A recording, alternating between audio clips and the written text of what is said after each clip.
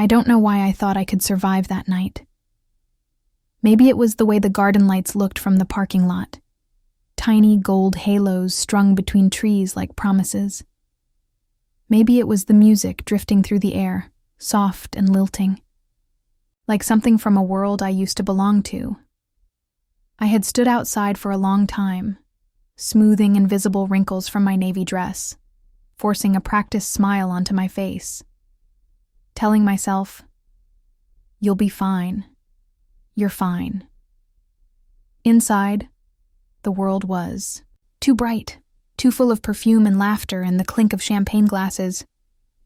I moved like a ghost between people who barely noticed me, nodding politely at questions about where I'd been, what I'd been doing, why I never brought anyone with me. I didn't have the energy to fabricate answers anymore. I was standing near the dessert table, pretending to admire a tray of sugared pastries, when I heard them. My mother's voice first, high and sharp, unmistakable even over the buzz of conversation. Then my father's deep chuckle following hers like a slow, cruel echo. "Poor thing," my mother said, the words sliding like oil through the crowd. Still telling people about her imaginary fiancé. What was his name again? Daniel? Laughter. My father's, and then a ripple of polite chuckles from the relatives surrounding them, as if it were the funniest thing they'd heard all evening. I froze. For a moment, I couldn't tell if the blood roaring in my ears was rage or heartbreak. Maybe both. I clutched the edge of the table so tightly that the glassware rattled. No one noticed. No one looked. Imaginary. As if he hadn't existed. As if the years I'd given him, the parts of myself I had broken off and handed over like fragile gifts, had all been some fevered dream. They didn't know. They didn't know about the way he'd held me in the beginning, promising a life that felt spun from gold. They didn't know about the way he'd left, vanished like a magician, leaving nothing but smoke and regret. And they certainly didn't know about the nights I'd spent lying awake trying to stitch together some version of events that didn't make me feel like a fool. I turned, stumbling slightly in my heels. My vision blurred, the fairy lights overhead smearing into long, distorted streaks like someone had dragged a wet brush through the sky. I needed to get out of the perfume-thick air, out of the honeyed lies, out of their laughter that stuck to my skin like ash. My heels snapped against the cobblestones as I fled the garden. Behind me, the music swelled, someone's favorite love song, no doubt, and I hated how it clawed at my ears, too sweet, too cruel. I didn't cry until I reached the dark edges of the parking lot, where the music softened into something muffled and ghost-like. There, in the cold, I pressed my forehead against the roof of my car, letting the tears come, silent, violent, relentless. It wasn't just tonight. It was all the nights I had buried deep. All the anniversaries spent alone, pretending Daniel was busy with work. All the birthdays he had forgotten, all the times I had spun lies for him and called them love. I thought I had buried that grief in some deep corner of myself. I thought if I didn't speak his name, he couldn't haunt me anymore. But grief is funny that way.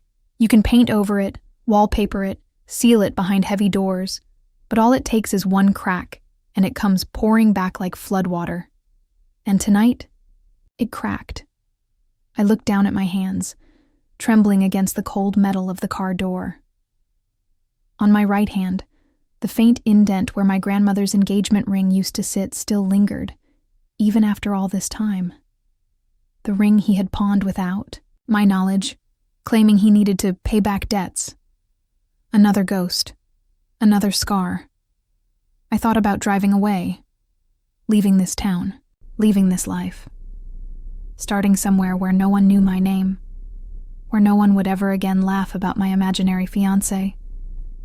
But somewhere deep inside, beneath the ache, beneath the humiliation, something stirred. Not rage exactly, not even revenge, something older, something sharper. A bone-deep knowing that I could not run from this anymore, that I wouldn't survive if I kept letting other people rewrite my story for me. I wiped my face with the sleeve of my dress, smudging mascara across the fabric like bruises. I didn't care. Not anymore. I would face it. Not for them. Not even for him. For me. Because I deserved to exist outside of their jokes. Because my pain wasn't imaginary. Because I was still here. Still standing. I slid into the driver's seat and closed the door with a quiet, decisive click. The fairy lights flickered once in my rearview mirror. A kingdom of broken promises receding into the distance. Started the car, hands steady now, and whispered to the empty night. No more hiding. If you asked me when it started, when the foundation cracked, I wouldn't be able to give you a date. Because in the beginning, Daniel was everything. He came into my life like a late summer storm. Loud, unexpected, beautiful. We met at a coffee shop just outside town. The kind with mismatched chairs and overwatered plants hanging from the ceiling. I was reading a worn-out novel, pretending not to notice how empty my weekends had become, when he sat down across from me. No preamble, no slick pickup lines, just a warm smile and a question. "Is it any good?" he asked, nodding at the book. It sounds foolish now how quickly I fell, but when you're lonely, really lonely, you don't fall. You plunge. You leap head first and pray the ground won't be too hard when you land. Daniel was attentive in a way that felt almost intoxicating. He asked about my dreams. He laughed at all my jokes, even the bad ones. He memorized how I took my coffee and bought me sunflowers because you seem more like a sunflower girl than a roses girl. I remember thinking, finally. Finally someone saw me, not the shadow, not the disappointment my parents whispered about when they thought I couldn't hear. Within 6 months, we were living together in a tiny apartment above a bakery. The walls were thin and the kitchen was the size of a closet, but it felt like home because he was there. We hung strings of fairy lights over the headboard. We painted the living room a soft dove gray. We built a life, or so I thought. Daniel dreamed bigger than I did. He talked about starting a tech company, apps, investments, a future so golden I could almost smell the sunlight on our imaginary front porch. And slowly, without realizing it, I started funding that dream. It started small. $200 here for a software license, $500 there for website hosting. He promised he would pay me back. He kissed my forehead, murmured how much he loved my faith. In him, how do you put a price on faith? At the time, I didn't even think to ask. The first crack came one rainy evening. We were supposed to have dinner, just the two of us, celebrating the small milestones of an ordinary life. But he didn't show. No call, no text. When he finally stumbled in after midnight, smelling faintly of whiskey and someone else's perfume, he waved off my tears with a lazy smile. I was networking, he said, as if that explained everything. You worry too much. The worst part? I believed him. Because believing the lie was easier than facing the gnawing truth. That maybe I wasn't enough to hold him here. That maybe if I just tried harder, loved better, he would stay. The cracks widened after that. Canceled plans. Cold silences that stretched like icy rivers between us. Sharp, cutting jokes disguised as just teasing. Maybe if you lost a little weight, that dress would actually look good. You're so sensitive. It's exhausting. Every time, I smoothed it over. Every time I made excuses. For him, for myself. My friends started to drift away, their concern turning into awkward silences. I could see it in their eyes. The pity, the slow erosion of respect.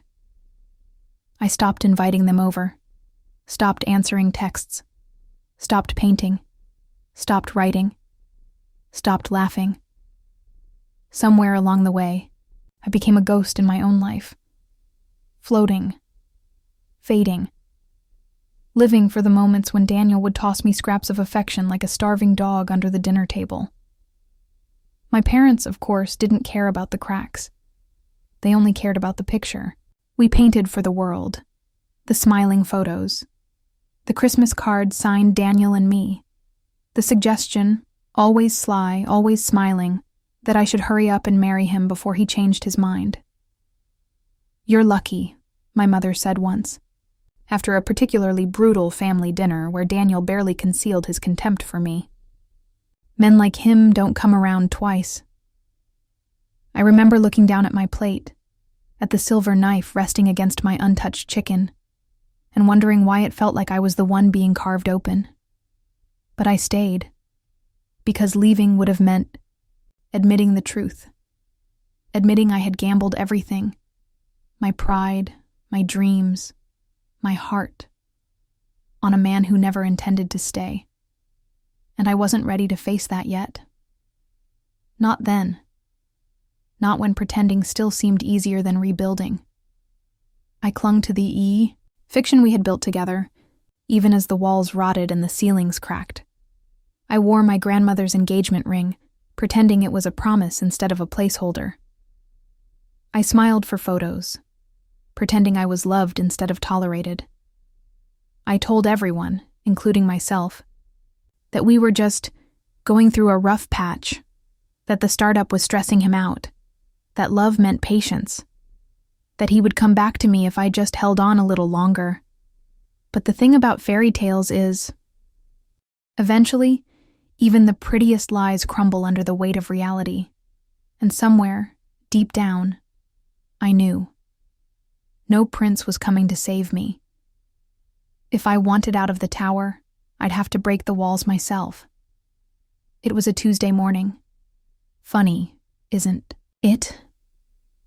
How the worst days of your life never announce themselves with fireworks or warning bells. The sun was thin and gray when I woke up, slipping through the crooked blinds of our bedroom window. I remember reaching across the bed without opening, my eyes feeling for Daniel's warmth, but the sheets were cold, empty. At first, I thought he'd just gotten up early, gone for coffee. A walk. Something. I padded to the kitchen, barefoot, wearing one of his old college t-shirts that still smelled faintly of cedar and the spicy cologne he loved. The apartment was silent. Too silent. On the kitchen table, where there should have been a bowl of cereal or a half-drunk cup of coffee, there was only a single sheet of paper, folded once. My name scrawled lazily across the front in Daniel's handwriting, the same handwriting that used to scribble hearts in the margins of love notes he tucked into my pockets. My hands shook as I opened it. 3 sentences. That was all. "You always wanted a storybook ending. I'm not a prince. Sorry." I stared at the words until they blurred into nothing. The refrigerator hummed in the background. A bird cawed outside the cracked window. The world went on, indifferent. I sank to the floor, the cold tiles pressing against my knees like judgment. Gone. He was gone. I stumbled to my purse, digging frantically for my phone. Voicemail. Disconnected. I called his office. He hadn't worked there for months, they said, voice dripping with thinly disguised pity. I drove to the leasing office where we were supposed to sign for our new apartment at the end of the week. They had no record of any lease, no deposit, no Daniel.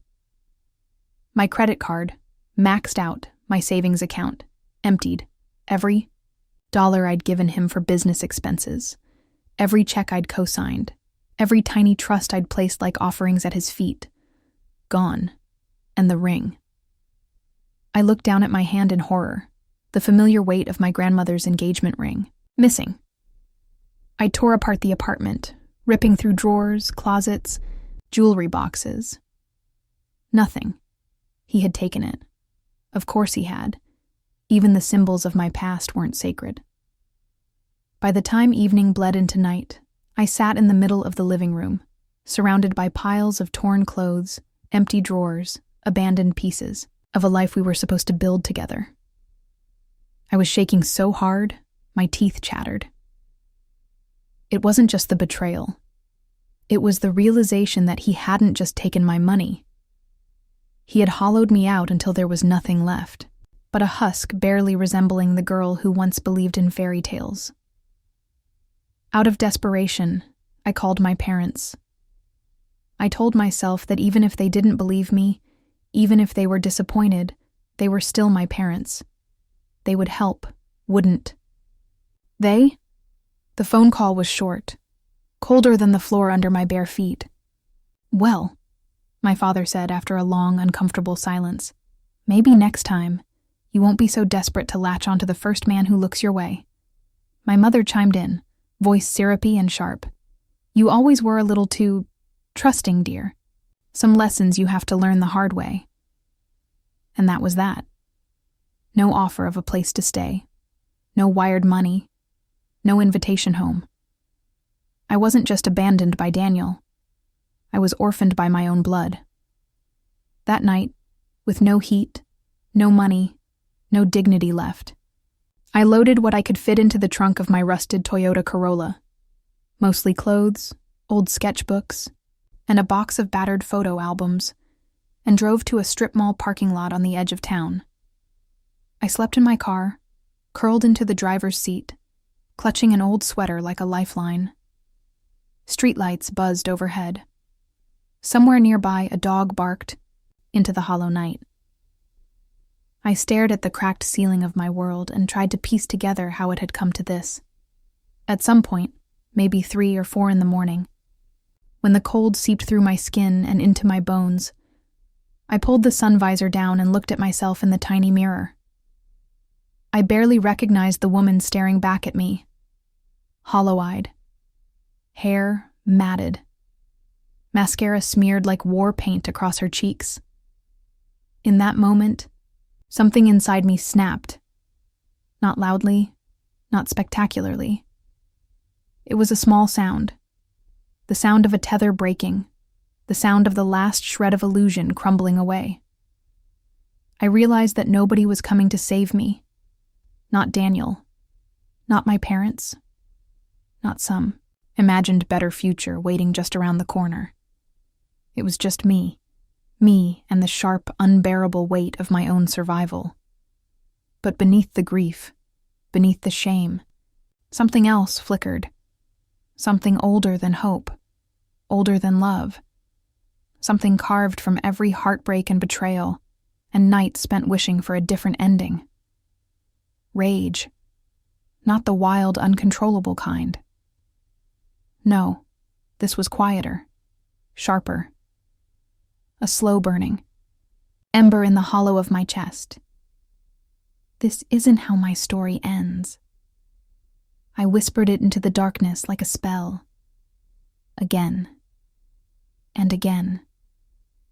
Until the words felt like armor instead of a plea. I didn't know how yet.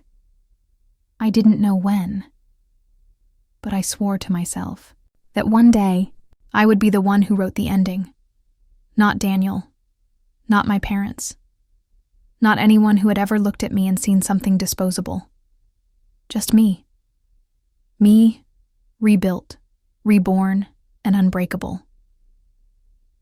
And as the first bitter sliver of dawn crept across the horizon, I gripped the steering wheel with frozen fingers, closed my eyes, and made a promise. You will not be their tragedy. You will become your own triumph. I didn't plan where I was going. I just kept driving. Past the strip malls and the freeway exits, past the gas stations blinking tired neon into the dark. I drove, until the city fell away behind me like a discarded skin. The road narrowed into sleepy lanes flanked by weeping trees and abandoned fields, and somewhere, between exhaustion and despair, I stumbled onto a sign half buried by ivy. Cottages for rent. Inquire within, the owner was a hunched old man named Mr. Collins, who smelled faintly of pipe smoke and rainwater. He barely glanced at me before handing over a rusted key. The cottage was the last one in a row of sagging structures, closest to the lake. It looked like it had been forgotten by time. Peeling paint, crooked shutters, wild vines clawing up the porch rails. But it had a roof that didn't leak, and a fireplace that still worked. And mercifully, no mirrors. Not in the bathroom. Not over the mantel. Not even in the cracked wardrobe standing sentinel in the corner of the bedroom. It was as if the house understood. I couldn't bear to look at myself just yet. I slept the first 2 nights without sheets, wrapped in my old sweater, curled into the narrow bed like a wounded animal. The nightmares came in waves, Daniel's voice, my parents' laughter, the cold slick of betrayal crawling up my skin. But the mornings came too, and each one was a little easier to survive. I found work at a dusty second-hand bookshop in town, run by a widow named June who wore cardigans with holes in the elbows and never asked too many questions. She paid me under the table, in crumpled bills that smelled like mothballs and old pages. I shelved books. I swept floors. I repaired cracked spines and glued yellowed pages back together, as if saving lost stories might somehow save parts of myself too. The rest of my days passed in a slow, heavy rhythm. I planted a tiny vegetable patch behind the cottage, awkward rows of tomatoes, and squash seeds that looked too delicate to survive. I fixed what I could with borrowed tools: squeaky hinges, leaky faucets, broken porch steps. There was a certain healing in it, in doing things with my hands, in making small, stubborn repairs to a world that felt like it had given up on me. My neighbor, Mrs. Harris, lived 3 cottages down. She was in her 70s, wore floppy hats and orthopedic sandals, and had a mouth sharp enough to slice through steel. But she took one look at me, a crumpled thing with hollow eyes, and decided I was her new project. "You can't just sit in the dark waiting to disappear," she said one afternoon, handing me a battered toolbox. "Fix something, anything. It's good for the soul." And so I did, piece by broken piece. Under her watchful eye, I learned how to replace window screens, how to patch drywall, how to replant a flower bed strangled by weeds. Each small triumph felt like a stitch sewing me back into a person, not the woman Daniel loved, not the daughter my parents pretended to be proud of.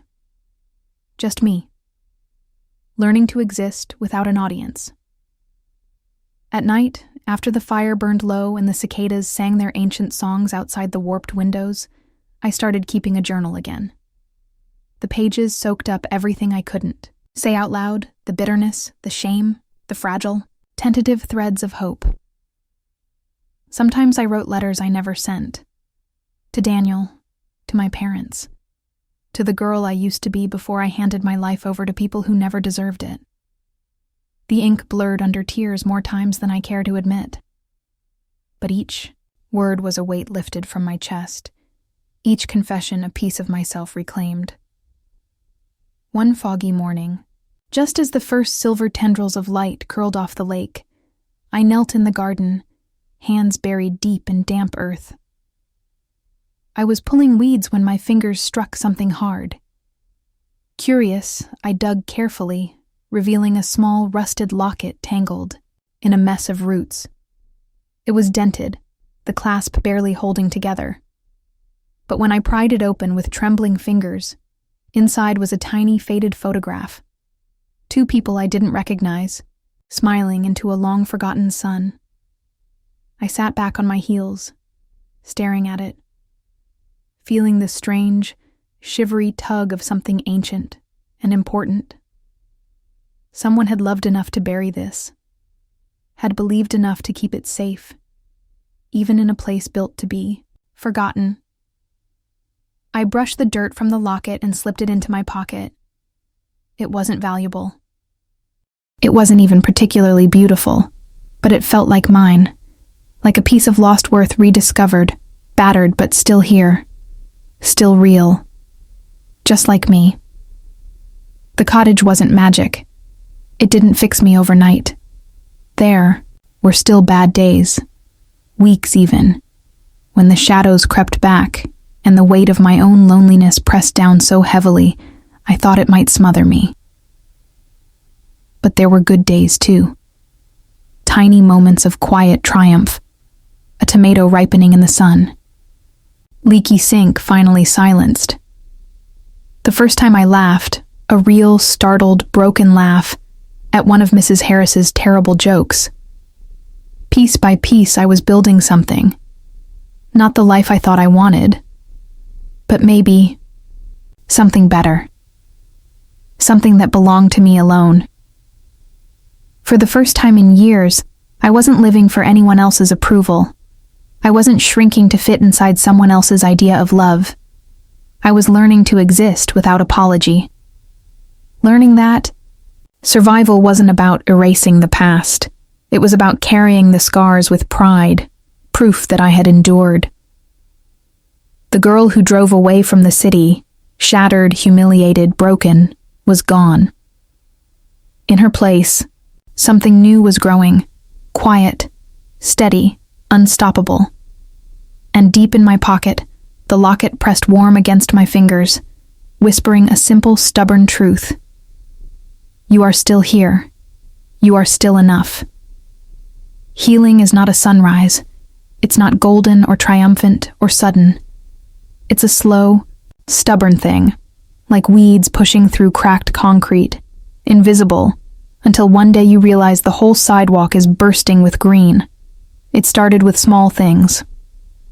I began painting again. Not the delicate landscapes or dainty still lifes. I used to paint when I was trying to impress people. Real paintings, raw, messy things, full of jagged lines and furious color. At first, I hid them in the back of the closet, ashamed of how exposed they made me feel. But Mrs. Harris, sharp-eyed, as ever, caught a glimpse one afternoon when she dropped by with a basket of bruised apples. She picked up one canvas, squinted at it, and said, "Looks like a woman waking up angry. About damn time." Then she shoved a flyer into my hand. "A notice for the local artisan fair happening in town. You're entering," she said, like it was a foregone conclusion. And somehow, I did. The first time someone handed me $20 for a painting, something I had pulled out of the hollow ache in my chest, I felt something uncoil inside me, a tether snapping free. I wasn't just surviving anymore. I was becoming. Word got around, as it always does in small towns. People started asking about commissions. I began freelancing too, building websites, designing logos, anything to keep my hands busy, my mind sharp. Each deposit landing in my battered bank account felt like a small, stubborn victory, proof that I could build something real without Daniel, without anyone.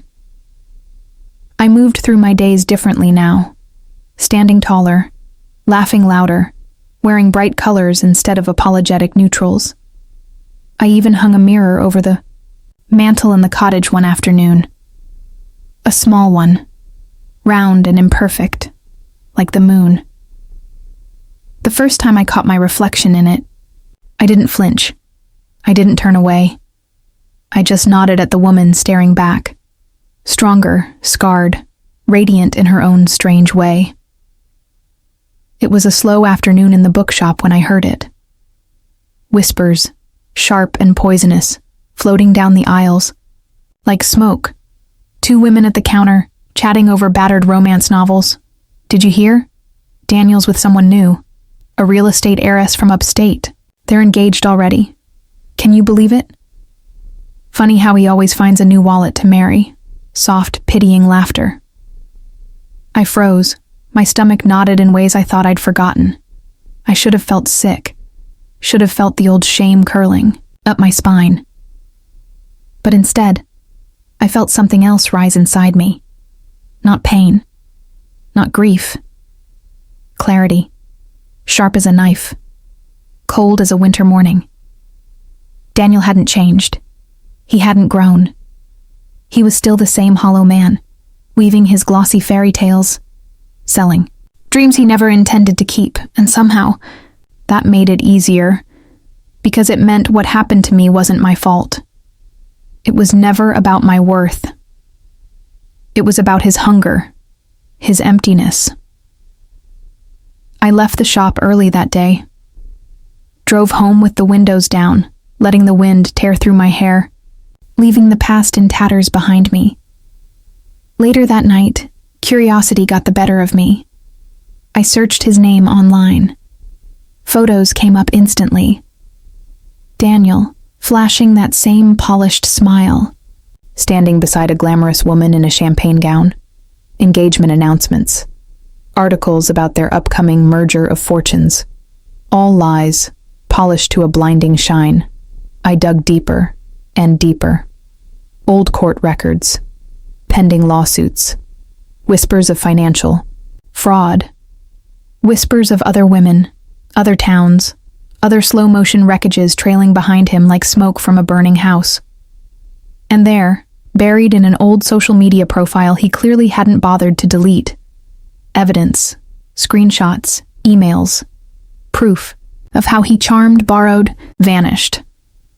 Always just ahead of the consequences. It wasn't just me.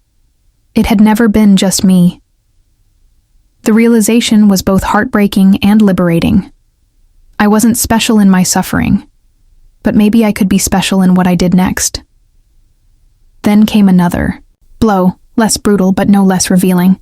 Through the grapevine, I heard that my parents were telling a different story about me these days, that I had invented Daniel, that I had fabricated a relationship to avoid the shame of still being single. That poor me, poor silly me, had always been too fragile for the real world, a fiction within a fiction. Layers of betrayal so fine, so intricate, they almost deserved applause. I didn't cry, didn't rage. Instead, I felt the last brittle remnants of my old self fall away like dead leaves. What was left behind was something tougher, something that didn't need their approval, something they should have been smart enough to fear. I began to craft a plan. Not a screaming confrontation, not a weepy confession, something quieter, sharper, a storm dressed as a whisper. I gathered everything. Screenshots, emails, loan agreements, text threads where Daniel promised repayment. Evidence of timelines overlapping like badly patched seams. I printed copies, bound them neatly, added a list of women he'd abandoned, bankrupted, humiliated, connected the dots with precision no one could ignore. It wasn't about revenge. Not really. It was about truth. About reclaiming my story from people who thought they could narrate my life for me. I spent long nights at the kitchen table under the crooked light fixture, the rusted locket sitting beside my coffee mug like a quiet sentinel. Sometimes, I touched it absent-mindedly, feeling the dented metal press into my palm. A reminder. Even broken things endure. Even lost things have value. The locket had survived years of dirt and decay, and so had I. The day I finished compiling everything, the first spring rain rolled in, soft and steady against the windows. I sat there for a long time, the manila envelope heavy in my hands. Not nervous, not afraid. Ready. Ready to step fully into the life I was building. Ready to stop carrying the shame that was never mine to bear. Ready to remind them all, the Daniels, the doubters, the so-called family, that survival is not weakness. It's the fiercest kind of power there is. Tomorrow I would go back, not to apologize, not to explain, but to be seen as I truly was, strong, unbreakable, unforgiving, the woman they forgot to fear. And somewhere deep inside, where my dreams used to ache and sag under the weight of betrayal, something new unfurled. Not hope, not even forgiveness. Something stronger. A promise. I am not who you abandoned. I am who I chose to become. The invitation arrived tucked between junk mail and grocery store coupons, A heavy cream envelope with gold lettering spelling out my cousin Amelia's name, an invitation to her wedding, another glittering party, another celebration I was expected to attend. Smiling, silent, invisible. For a moment, I almost tossed it in the trash, but something stopped me, because this time, I wasn't the same girl who ran from their laughter under the fairy lights. I wasn't the girl who bent herself into quiet apologies just to survive. I wasn't surviving anymore. I was here to be seen. Really seen. The night of the wedding arrived cool and clear, the sky stretching overhead like a black velvet stage. I dressed simply, a dark blue dress that skimmed my figure without apology, a thin silver bracelet at my wrist, and around my neck, the rusted locket I had found buried in my garden, cleaned, polished, shining stubbornly against my skin. It wasn't armor. It was proof. Proof that broken things endure. Proof that lost things can still be found. I drove to the country club, the envelope of evidence resting heavy in the passenger seat beside me. The engine purred softly, steady as my heartbeat. When I arrived, the parking lot was already overflowing, cars gleaming under the floodlights, laughter spilling out across the manicured lawns. I sat in the car for a moment, breathing, centering. You are not here to beg. You are not here to please. You are here to speak. And then I stepped out, letting the door close behind me with a quiet, deliberate click. The ballroom shimmered under chandeliers, 1,000 reflections dancing across glass and silver and polished marble. String quartet played something delicate and forgettable. Waiters floated past with trays of champagne and sugared almonds. I moved through the crowd unnoticed at first. I caught snippets of gossip, polite laughter, the clink of glasses. Until someone noticed, a ripple through the crowd, heads turned, eyes widened. There she is, the one who made up a fiancé, the one they whispered about behind manicured hands. I let them look, let them drink me in, let them try to fit the woman I had become into the ruins of the girl they remembered. They couldn't. I spotted my parents near the head table, my mother in a stiff lavender gown, my father with a drink glued to his hand. Their smiles faltered the moment they saw me.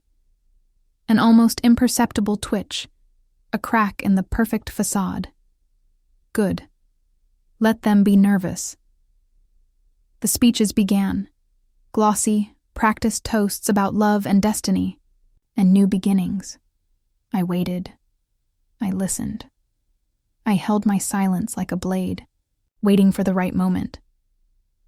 When the last glass was raised and the laughter swelled like a wave, I stepped forward. The room dipped into an uneasy hush. I didn't touch the microphone. I didn't need to. "Excuse me," I said, my voice clear, carrying easily across the marble floor. "I have something to say." Every head turned. A sea of expectant, uncomfortable faces. I looked at my parents. I looked at Amelia, glowing and golden in her wedding dress. I looked at the people who had once called themselves my family. And then I spoke. I told them the truth. About Daniel, about the money, about the lies stitched carefully over months and years, tightening around me like a noose. I spoke without trembling, without bitterness, just the clean surgical truth. I told them how he drained my accounts, how he pawned my grandmother's ring, how he vanished into the night without a backward glance. I told them about the months I spent sleeping in my car, eating dollar store crackers, building a new life from ashes and ruin. I told them about my parents' laughter, about their betrayal, about the loneliness so vast it nearly swallowed me whole. And then I opened the envelope, pulled out the evidence. One by one. Screenshots, emails, affidavits from other women he had conned.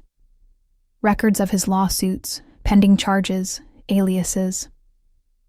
I held them up one by one as gasps rippled through the crowd, faces blanched, whispers cut through the heavy silence like knives. I saw my mother reach for my father's arm, her knuckles white. Saw the way he looked away, jaw clenching tight. No laughter now, no easy lies to hide behind, just the truth, raw and blinding and undeniable. I didn't cry, I didn't shout. I simply spoke. "You wrote me off as a tragedy," I said finally, voice steady, low. "You buried me under your shame. You told yourselves a story where I was weak, where I was foolish, where I was disposable."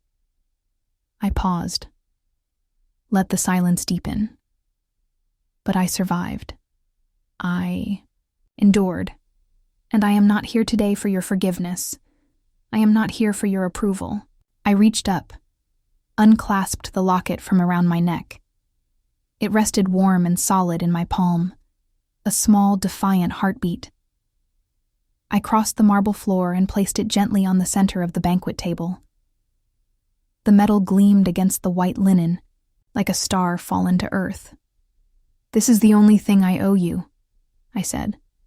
"The memory of the girl you tried to erase, the girl you will never touch again." And then I turned and walked away. Outside, the night air was crisp and full of the scent of wet grass and distant lilacs. I didn't look back, not once. The stars stretched overhead, vast and unbothered by the small human dramas unfolding below. I slipped into my car, the engine humming to life beneath my fingertips. As I pulled out of the parking lot, I caught a glimpse of the ballroom in the rearview mirror. Golden, glittering, crumbling. I smiled. Not bitterly, not sadly, just freely. The locket sat on the table behind me, a relic of a life I no longer lived. Ahead of me, the road stretched open and endless. And as I drove into the waiting night, I thought, they wrote me off as a tragedy. I became a renaissance instead.